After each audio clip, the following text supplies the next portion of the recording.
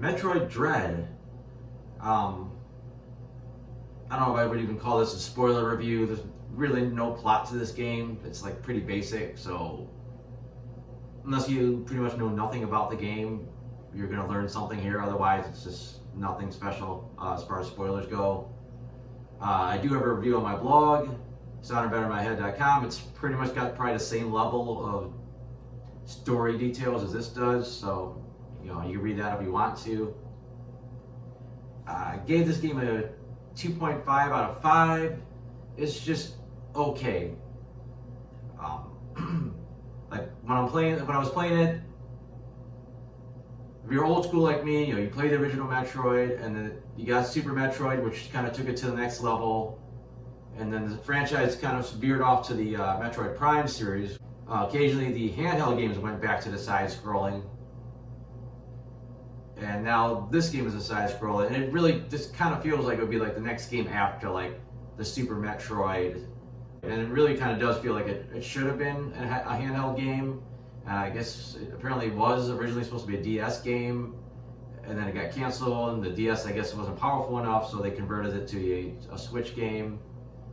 But it's just fine. It's got a bare bones plot, kind of just enough to kind of keep you moving, and honestly, you almost don't even need the plot. It's Samus is stuck and she's got to get from point A to point B, and a big convoluted backtracking mess that involves fighting, all kinds of like tough bosses, and then getting out of there, just like every other Metroid.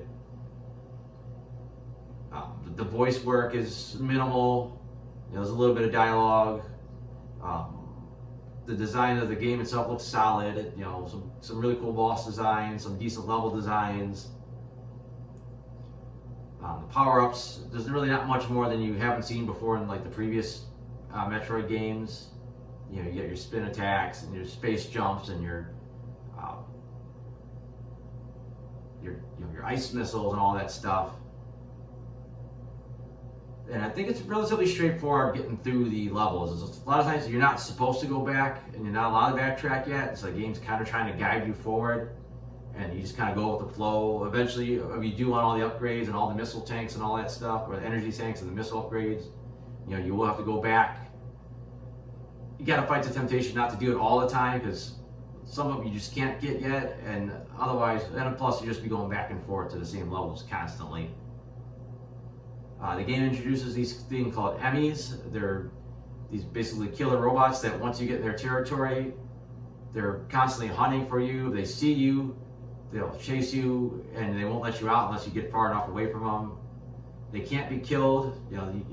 They're barely even able to even stun them. You basically just got to run for your life if one sees you.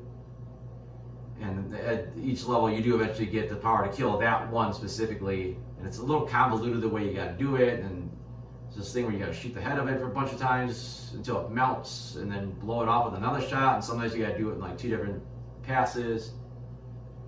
And like I said, it's decent. It's a little frustrating because you kind of want to explore, and it sucks to having to try to run for your life instead of being able to explore on the ground. I mean, you do eventually get to go back.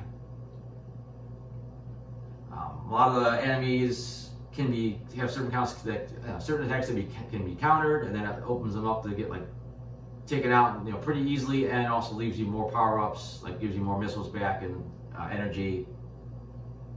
So that also carries over to the bosses. The boss fights are pretty tough sometimes. You could blast the hell out of them with some missiles before you can finally get to the point where it moves to the next stage of the fight, and then the next stage, and they can land a couple good shots on you. They could usually kill you.